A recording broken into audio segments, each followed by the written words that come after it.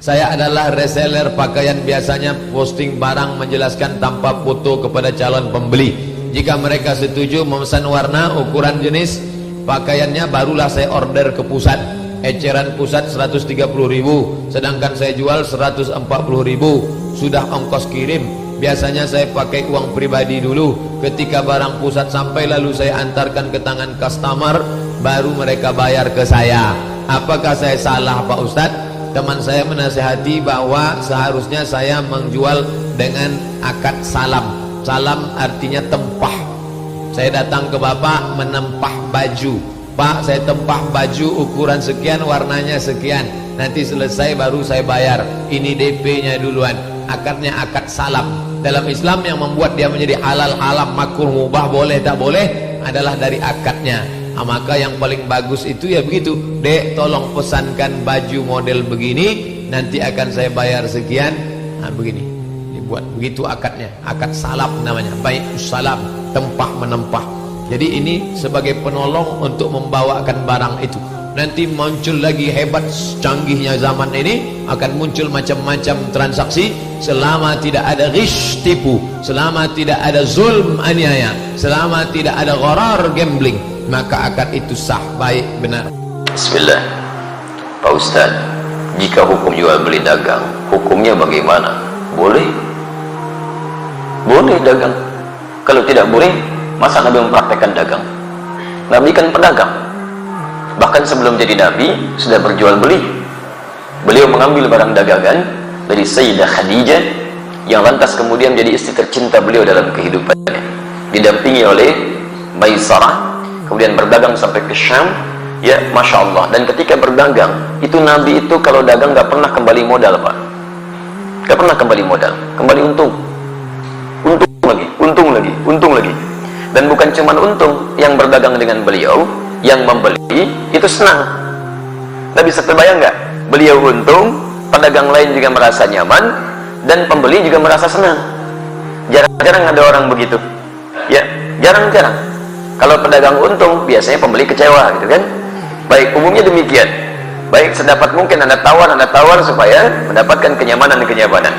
Tapi kalau pembeli untung, pedagang kecewa. Silakan cek, pembeli misalnya nawarnya kebangetan. Sudah beda 50 pun nggak dilepas juga, gitu kan? Baik, nah di sini menarik ini. Nabi itu kalau berjualan, pembeli senang, beliau untung, sehingga semua orang tidak dirugikan dalam hal ini. Dan hebatnya nanti konsep dagangnya Nabi Sallallahu Alaihi Wasallam ketika diajarkan pada para sahabat itu, Masya Allah, tidak ada di antara mereka yang juga kembali modal. Semuanya untung semuanya. Silakan Anda lihat. Ada sahabat Uthman bin Affan radhiyallahu taala anhu. Ada sahabat Abdurrahman bin Auf radhiyallahu taala anhu. Sebelumnya ada sahabat Abu Bakar radhiyallahu taala anhu. Banyak para pedagang di zaman Nabi, teman-teman sekalian. Ketika mereka sudah masuk Islam, dilatih oleh Nabi bagaimana cara berislam yang baik dan diterapkan dalam kehidupan sesuai dengan pekerjaan mereka. Maka Masya Allah, dagangannya berlipat-lipat untungnya. Bukan cuma untung dunia, tapi untung akhirat. Tidak sedikit di antara pedagang di masa Nabi bukan cuma kaya dalam urusan dunia yang asetnya sampai sekarang masih ada, tapi juga dijamin surganya tanpa hisab. Saya beri contoh, Uthman bin Affan radhiyallahu ta'ala anhu. Sebelum masuk Islam, pebisnis. Setelah masuk Islam, kayanya luar biasa. Silakan antum, saya berdoa mohon pada Allah, kalau yang belum umrah, belum haji, insya Allah diikhtiarkan ya, ikhtiarkan. Insya Allah mudah-mudahan dipercepat oleh Allah Subhanahu wa Ta'ala untuk bisa berhaji atau umrah. Nanti saat ke Madinah, main ke satu tempat, terdapat di dalamnya tapak-tapak kesuksesan Uthman bin Affan radhiyallahu ta'ala anhu. Di antaranya beliau masih punya aset sampai sekarang. Ada sumur yang pernah beliau bebaskan ketika dimonopoli oleh Yahudi. Mau minum, bayar. Kata Uthman, saya beli sampai semuanya akhirnya dibeli Uthman, kemudian dibebaskan. Yang mau minum, ambil aja. Sekitaran area sekitarnya ada tanah cukup luas, dibeli oleh Uthman bin Affan radhiyallahu ta'ala anhu. Saya beli, tanamin kurma. Yang lapar, ambil, gak usah bayar.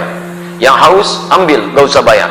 Sampai sekarang area itu ada, akan dibuat area perhotelan, royaltinya disimpan di Bank Saudi, disedekahkan kepada umat muslim atas nama sahabat Uthman bin Affan radhiyallahu ta'ala anhu. Sampai sekarang masih ada. Abdurrahman bin Auf radhiyallahu ta'ala anhu, itu diembargo. Ya, bukan cuma diembargo, dirampas hartanya saat di Mekah. Pergi ke Madinah cuman pakaian yang melekat di badannya. Baik, begitu sampai di Madinah, diterima oleh orang paling kaya di Madinah. Kata orang ini, sami'tu annaka kunta ghaniyan bima ma'na. Saya dengar kamu jatuh fakir saat di Mekah. Kalau ingin kaya lagi, ambil setengah kekayaan saya. Kalau ingin menikah cari pasangan, pilih pasangan terbaik di sini. Maka saya akan fasilitasi. Masya Allah. Teman-teman sekalian, apa jawabannya? Jazakallahu khairan bima ma'na. Semoga Allah berikan balasan terbaik untuk Anda. Arini ainal aswaq. Cukup tunjukkan kepada saya di mana pusat bisnisnya. Dagang. Dipraktekkan ilmu dari Nabi. Modal cuma pakaian. 3 bulan jadi orang paling kaya nomor 3 di Madinah. 1 tahun jadi orang paling kaya di Madinah. Yang kapaknya saja terbuat dari emas. Kapaknya. Coba lihat. Orang terkaya di Lampung belum tentu punya kapak. Ya. Orang terkaya di dunia, Bill Gates, 1.300 triliun hartanya. Tanya, punya kapak dah? SMS tuh pagi ini tanya ya. Abdurrahman bin Auf setahun kapaknya terbuat dari emas.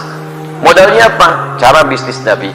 Nah, cara ini tidak menghalangi mereka untuk ibadah kepada Allah, kaya dan soleh. Silahkan cek kitab, buka kitabnya Imam An-Nawawi.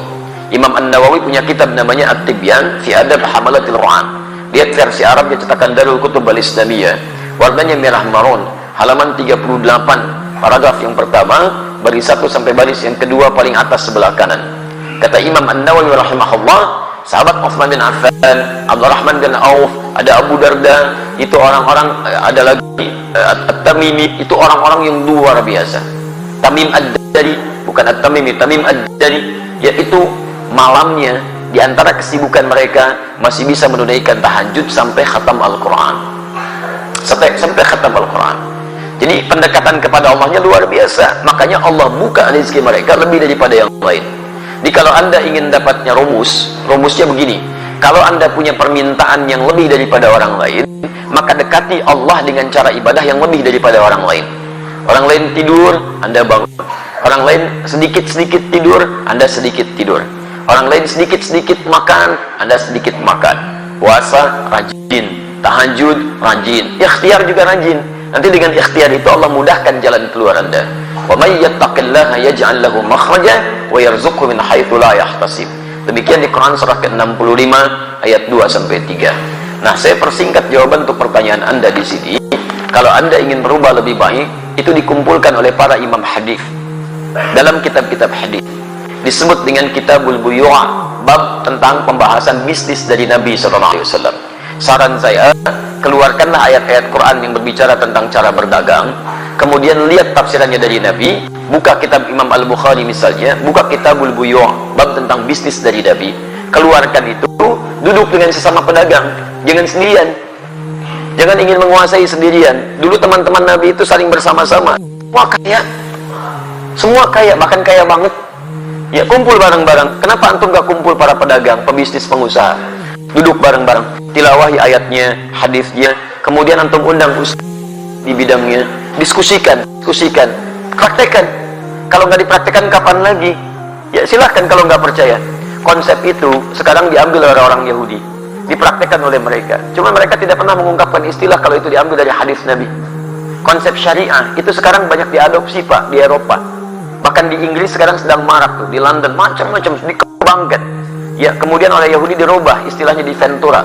Ventura itu asalnya syariah, cuman dimodifikasi oleh mereka untuk menampilkan sistem hukum yang kira-kira bisa awet gitu. Syariah sekarang itu luar biasa. Di non-muslim saja sudah mengejar-mengejar konsepnya. Kenapa kita yang punya tidak menerapkan? Paham ya? Baik, sudah saya baca, sudah saya jawab intinya. Ya, di persoalannya barangkali nanti sesuaikan lagi ya. Saya akan punya usaha, saya beli alat di toko harga barang 1 juta, modal 1 alat, kemudian saya jual 2 juta atau 3 juta, boleh tidak? Boleh. Antum jual 5 juta juga silahkan kalau laku ya. Alhamdulillah, yang penting antara minkum ada yang ridha satu dengan yang lainnya, kemudian tidak maaf, tidak gharar, tidak menipu. Di orang itu wajar menilai. Antum beli 1 juta, dijual 5 juta, kalau kaidah boleh saja. Tapi kan juga pembeli akan melihat wajar apa tidak. Ya kalau tidak wajar yang akan beli. Ya ada yang jual Nokia 3315 sekarang, misal dijual 10 juta, ada yang beli nggak?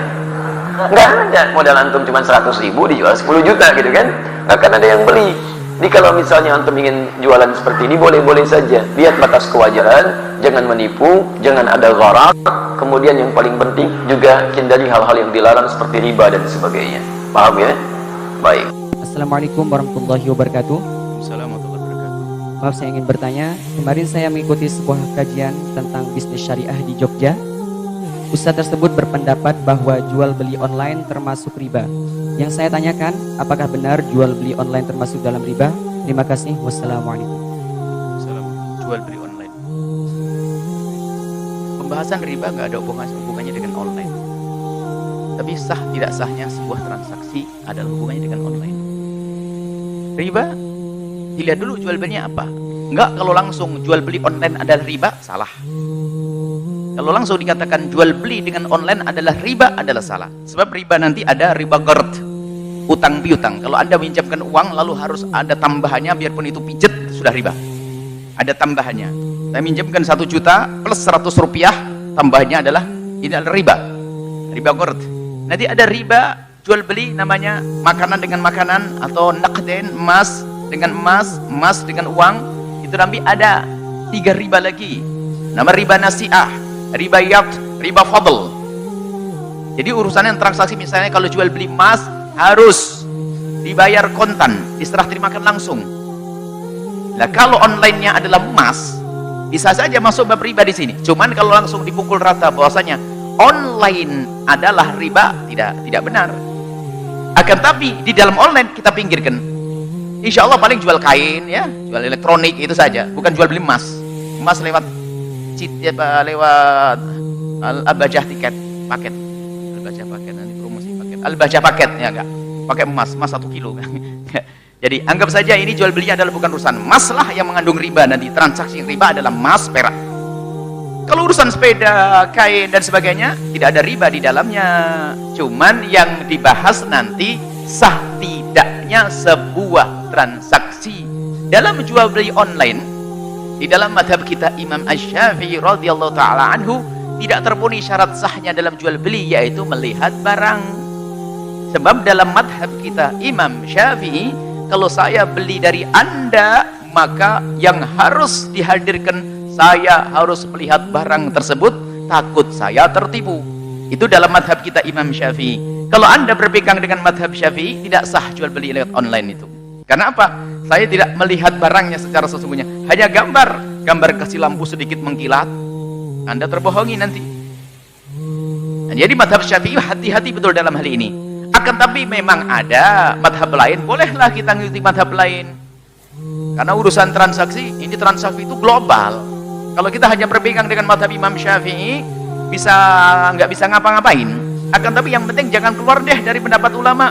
Misalnya dalam madhabnya Imam Malik, boleh saya membeli sesuatu tidak perlu melihat barangnya, tapi sesuatu tersebut sudah disebutkan sifat-sifat dan ciri-cirinya, begini, sampai seolah-olah kebayang di mata saya, baru sah dalam madhab Imam Malik rahimahullah ta'ala. Tapi kalau ada jual beli yang nggak pakai melihat, nggak pakai dijelaskan, apakah ada yang membenarkan? Ada madhabnya Imam Abu Hanifah. Imam Abu Hanifah perkenankan jual beli nggak lihat barangnya. Saya punya barang begini-gini, mobil, ya sudah saya beli, boleh sah. Tapi nanti ada khiyar dalam madhab Hanafi. Ada khiyar, kalau ternyata barang yang nyampe nggak cocok, boleh saya batalkan. Karena semua harus dijaga dong. Jangan sampai beli kain, ini kan banyak yang komplain dan sudah dialami orang yang biasa jual beli online. Waduh, gambarnya bagus sampai sini jelek. Lah kan Anda tidak terima, salahnya sendiri, nggak mau ikut madhab Syafi'i. Ya tapi masih benar, tapi Anda akan kecewa. Kainnya kasar, dipakai 2 hari kerut, macam-macam. Nah, maka dalam madhab Syafi'i hati-hati. Karena apa? Takut terjadi kebencian, dusta. Akhirnya karena saya pernah bohongin lagi. Ya, bohong lagi, bohongnya saya dibohongi. Sudah terlanjur belanja banyak, gak mungkin tidak saya jual, ya jual saja. Promonya tetap promo bohong tadi, gini. Akhirnya dijual juga online, dia bohong membawa kebohongan. Tapi kalau diterapkan ada khiyar, artinya kalau ternyata datang kok tidak cocok, bisa dikembalikan. Ada masalah mengganti uang pengiriman itu bisa dikomunikasikan, bisa dibicarakan. Tapi yang jelas jual beli online bisa dibenarkan dalam madhab lain, yaitu madhab Imam Malik rahimahullah ta'ala dengan memberikan ciri-ciri dan sifat-sifatnya. Kemudian atau madhab Imam Abu Hanifah adalah dengan khiyar, nanti di saat sudah nyampe baru kita punya hak untuk melanjutkan atau tidak di sini. Jadi intinya bahwasanya bisa saja disahkan dalam jual beli online di dalam madhab selain madhab kita Imam Syafi'i radhiyallahu ta'ala, apalagi zamannya zaman sekarang. Akan tapi kami tetap menghimbau, waspadalah, banyak kebohongan-kebohongan, sudah banyak di sini aja. Kalau ditanya ada yang pernah dibohongi, pasti ada yang angkat tangan kok. Banyak yang dibohongi karena pandai promonya, seolah-olah jual yang laku. Kalau laku berarti dia benar, tak tahunya apa, seolah-olah laku padahal tidak. Dia berbohong. Ada jual beli online. Jadi riba tidak ada dibahas di situ.